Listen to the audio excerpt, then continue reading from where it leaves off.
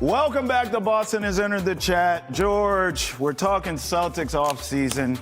Well, you're not in this excited segment. about it? I'm stressed out. I'm not going to lie. I appreciate the ring. I appreciate the banner. But I really felt like I'm still hurt from losing to the Knicks. I'm still hurt from Jayson Tatum being on the floor writhing in pain because of his Achilles. Yeah. And now I watch this offseason, a whole damn team is traded outside of Tatum and Brown and Derek White for now.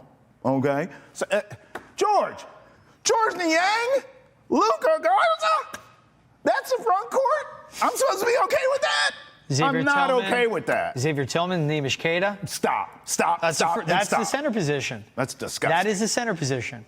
But that's what it is. This Celtics offseason is not about basketball. It's about business. Yeah. And that isn't some, tired, new ownership narrative. No.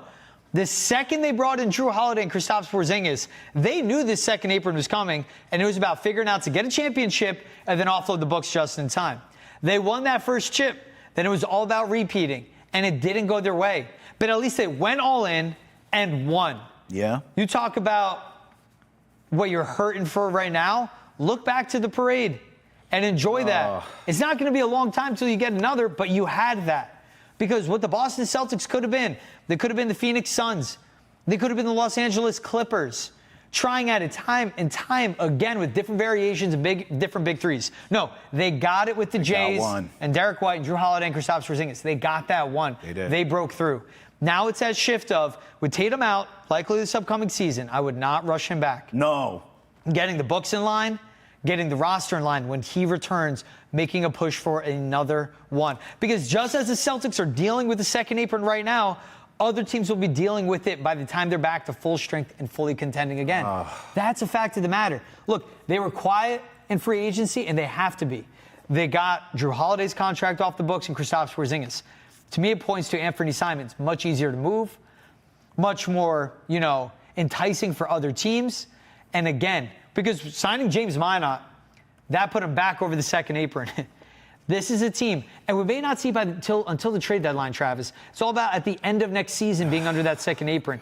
That's what saves them from the repeater tax. It's all about what they do moving forward, and it's going to be a long time before we see the final variation of this year's Celtics. Well, right, yeah. And that's the thing, too. I almost feel like they're in basketball purgatory in a sense because they are so talented when you have a Jaylen Brown, when you have a Derek White. Even without a Jayson Tatum, we understand that. But then at the same time, okay, well, the East stinks. So what's that mean? You're a 7 seed? You're a 6 seed? Congratulations. Yes. You're out of the lottery, right? I almost want You're them. the Atlanta Hawks. Yes. Pick a lane, kind of. And they did. They picked rebuilds. They may not like to call it that. And a rebuild it is. Well, okay, then let's stay here. Their hand was forced. Yeah. Because if there was Tatum, it wouldn't be a rebuild. But their hand was forced by, it is a rebuild, and it may look different, but when the expectations for the Boston Celtics are contending and you're finishing 6th or 7th in the East, that's a rebuild. Okay, then let's stay here. Then there are levels to rebuild. Yes. Maybe I should word it that way. Not all two look the same. You need the demo day, HGTV, if it's going to be a rebuild. Now I understand keeping a Jaylen Brown, but you move a Derek White then. Go all the way. Tank City, baby. I don't like this sort of, we still want to compete. We want to be a playoff team. I don't think that does you any favors when you get a Jayson Tatum back. That's where I'm going. If you're going to rebuild. So maybe an A.J. DeBonsis is in this lineup. That's what I'm saying. Tank for the number 1 pick, Cooper Flagg style. But it proves if you tank, look at the Utah Jazz. And if you get in, look at the Dallas Mavericks. 1.8% chance to get the number 1 overall pick. That's a chance, and they got it. And the A.J. DeBonsa pick, yeah, you should have been shopping around and figuring it out because the Pelicans were dumb enough to move their first rounder unprotected and give it to the Hawks. Gosh. That very well could be A.J. DeBonsa there. It could be. The matter of the tanking to get the number 1 overall pick, it's not that simple in the NBA. But I'm with you on the tanking. Get off the books, revamp this roster, get picks, get younger type of players that are high-impact players on your team. Because Derek White, Jaylen Brown, those reports from Shams, Windhorst, whoever, they weren't stopping. And that meant, they kept mentioning those names. That meant the phone calls kept coming in. Yes. But as Brad Stevens said, it would have to be the offer of all offers. It would have to be super enticing, a Godfather-esque offer. Mm-hmm. They were probably getting phone calls, multiple firsts, multiple players. But it wasn't enough, and I don't blame Brad Stevens. Jason Tatum, Jaylen Brown, 2 elite wings. Derek White, a high-functioning, impacts the game in every facet, point guard that you want. Shooting, defense, on and off the ball, and rebounding as well, and can run an offense, and you can run the action through him. That's what you want. And yeah, he's getting older, but that game doesn't leave him because it's his style of play. Sure. Brad Stevens knows what he has with his core. Yeah. And he's paid him, but let's see if he can navigate it by paying all 3 of them and figuring out the second apron. This is why we say in Brad Stevens we trust. You have to. By the way, I haven't seen you since the draft. I saw a tweet from the Celtics where they have all the draft picks signed, sealed, delivered. Let's talk Hugo Gonzalez, because that's the one everyone cares about. I made Adam Pellerin laugh on Monday on this show because I came on, first thing out of my mouth, I don't know if this kid's going to be any good or not. And he started laughing. I said, look, I'm just honest. I'm not going to sit up here and lie. These international players, half the time, we think this guy's going to come over, it'll translate, he'll be a star, and they're a draft bust, okay? Then you look at a Jokic who goes in the second round. No one thought anything about him. Yeah. He's one of the greatest players of all time. We just don't know with these international players. It's not like we've watched them during March Madness, like a Cooper Flag, and we're familiar with them. It's different. Hugo Gonzalez, I like his size, 6'6". He's really a natural kind of true point guard. Yep. He can guard 1 through 3. I think that's the key. And he plays above the rim, too. He does. In this positionless NBA, right? Like, Yeah. you want someone who can guard multiple positions. I think he can do that. He was quite literally a child amongst men playing because his team was loaded, and he's a teenager. So I get it. I see the potential there. But I don't know if any of these guys are going to pan out, George. I haven't heard of any of these cats. With Hugo Gonzalez, again, he could either start the season with the Maine Celtics, or he could start the season with the Boston Celtics, or he could start the season with FC Barcelona. I seriously have no idea. Real Madrid, excuse me. I literally have no idea where it starts for him. Great in the half court, really good fundamentals and footwork, understands how to put a defender in conflict once he puts him on his hip, and I like how he affects the game in rebounding. He plays above the rim, attacks the offensive boards. High motor, competitor, that's what Joe Mazzulla wants, that's what Brad Stevens wants. Doesn't have a shot, but he gives them something that they need, a ball handler that can make decisions in the half court and initiate action again. And if you surround him with the shooters, it can work. But when will he be with the Boston Celtics? And I think the best of him is down the road, which is good, but he's a question mark. Everything with the Celtics right now is a question mark. This lineup, and I understand the concern.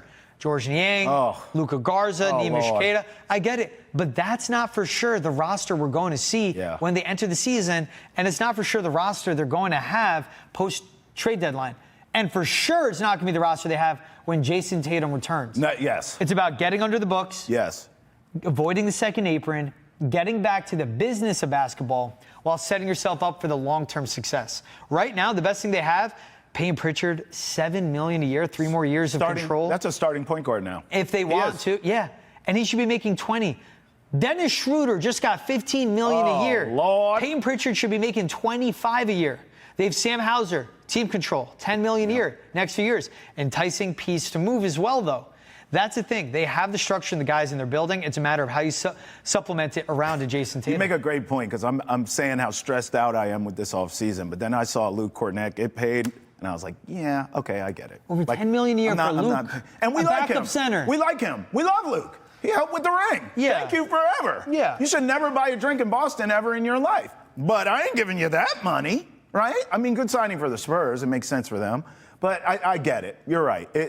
It's a business. This offseason was about business, and it was about getting under certain numbers, and we all understand that. Yeah. I just feel, I don't know, maybe I'm just emotional, because I think we'll look back years from now, assuming Brown and Tatum don't get another ring, okay? Assuming that. I think we'll look back years from now, and we'll see all these conference finals and all these playoff wins and moments from these two specifically. Yeah. Their era, right? Yeah. We'll see the finals loss to the Warriors, and then we will see that ring and say, great, why didn't this team get more? Yeah. They'll become sort of a what if. Does that make sense?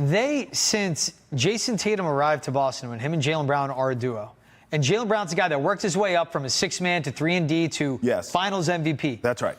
They had a 9-year window of the Jays so far. 6 Eastern Conference Finals appearances, 2 of those taken to the NBA Finals, and 1 ring. In a 9-year window that was always ahead of schedule, dealing with Gordon Hayward breaking his ankle. Kyrie. Going and leaving the team. Exactly. Dealing with all that. Multiple head coaches, Brad Stevens, Ime Udoka. Scandal! Exactly. And Joe Mazzulla thrown into the fire literally a week before they broke for training camp in Canton, Massachusetts. That's what this team has been through. And they've been through the Marcus Smarts, the Malcolm Brogdons, becoming the Drew Holidays and Kristaps Porzingis.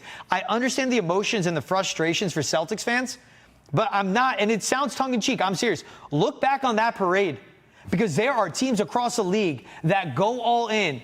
Look at the Timberwolves right now. Yeah. Look at the Clippers. Look at the Suns. Right. Look what the Mavericks did. Knicks. Even though they have that one pick. Look at the New York Knicks.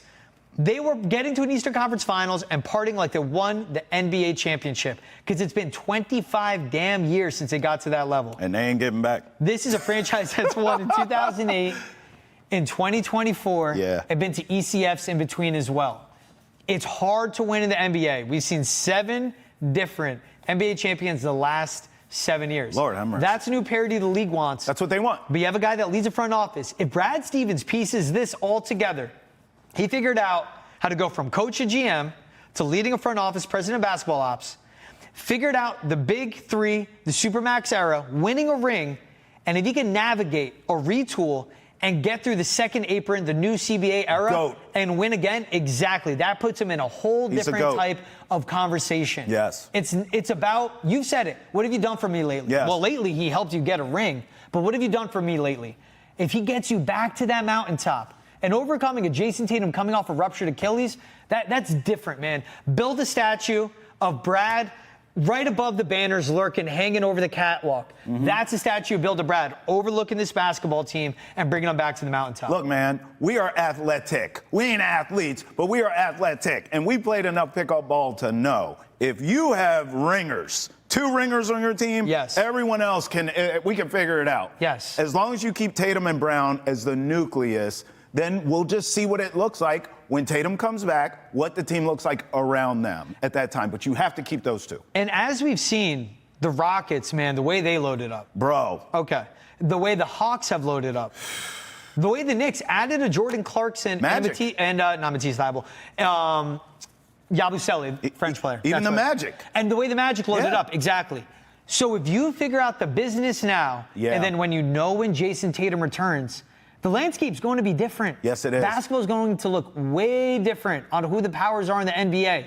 It's figuring out the business. Those other teams are taking advantage of the Celtics, the Pacers being down, and the Thunder figuring out if they can run it back. When the Celtics are back, the landscape's going to look different, and Brad Stevens will have to figure that out too. This is why I love you, man, because I was so stressed out. I'm looking at the time like, is it too early for a drink?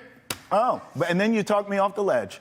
Bloody Mary, maybe? Oh. Not after the weekend I had in Saratoga. No way. Come on. No way. Bloody Mary's the reason why you should get back in it. Hair of the dog. Hair of the dog, baby. Boston has entered the chat. We'll talk more sports and less drinks next. Roll with us right here, please. Don't go anywhere. We'll be right back.